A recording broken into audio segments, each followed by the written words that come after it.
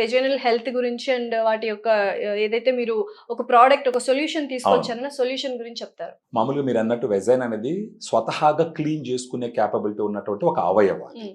మన వాళ్ళకి తెలియక ఏం చేస్తారు, వాటర్ తో ఎక్కువగా చేస్తారు. మీరు అది డూషింగ్ అంటారు. వాటర్ తో ఏంటంటే ఫోర్స్ఫుల్ గా క్లీన్ చేయడానికి ట్రై చేస్తారు. యాక్చువల్ గా వెజైనా ఇన్నర్ గోడ మీద ఏముంటుందంటే లాక్టోబాసిల్లస్ అనే గుడ్ బ్యాక్టీరియా స్పీసెస్ ఎక్కువ ఉంటాయి. అవి ఎక్కువ ఉండడం వల్ల ఇన్ఫెక్షన్స్ రాకుండా రక్షక బట్టలాగా కాపాడుతూ ఉంటాయి. ఈ వాటర్ ఫోర్స్ఫుల్ గా క్లీన్ చేయడానికి వాడినప్పుడు ఆ గుడ్ బ్యాక్టీరియా ఆ వాటర్ తో పాటు బయట వచ్చేస్తుంది.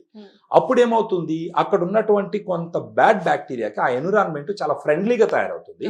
అవి నంబర్ గ్రో అయ్యి అప్పుడు ఇన్ఫెక్షన్స్ వస్తాయి. ఏదన్నా వెజనల్ ఇన్ఫెక్షన్ వచ్చినప్పుడు జనరల్ గా గుర్తొచ్చేది అంటే యాంటీ బ్యాక్టీరియల్స్ లేదంటే యాంటీ ఫంగల్స్ వాడతాం. అవి ఏంటంటే సిమ్టమాటిక్ రిలీఫ్ మాత్రమే, మన రక్షక బట్టలు మనం కాపాడాలి. అలా కాపాడాల్సి వచ్చినప్పుడు ఫెమి డిలైట్ అనేది ఒక ప్రోడక్ట్. ఫెమి డిలైట్ అంటే దీంట్లో 2 రకాల గుడ్ బ్యాక్టీరియా ఉంటుంది.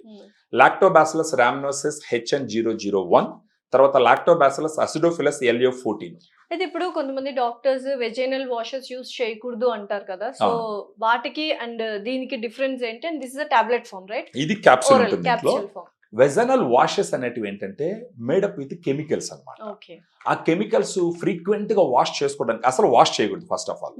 లేదు ఫ్రీక్వెంట్ గా వాష్ చేస్తూ ఉన్నారు అంటే ఈ కెమికల్స్ వల్ల ఇరిటేషన్ వస్తుంది, అక్కడ రెడ్నెస్ వస్తుంది, బర్నింగ్ సెన్సేషన్ వస్తుంది, ఇన్ఫ్లమేషన్ వస్తుంది.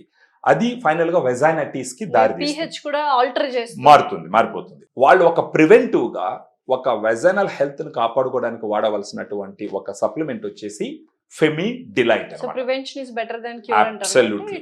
It's good to use once in 6 months, for example, ఒక 1 month తీసుకొని you keep it aside. ఆ తర్వాత 6 months తర్వాత again you take it for 1 month and keep it aside.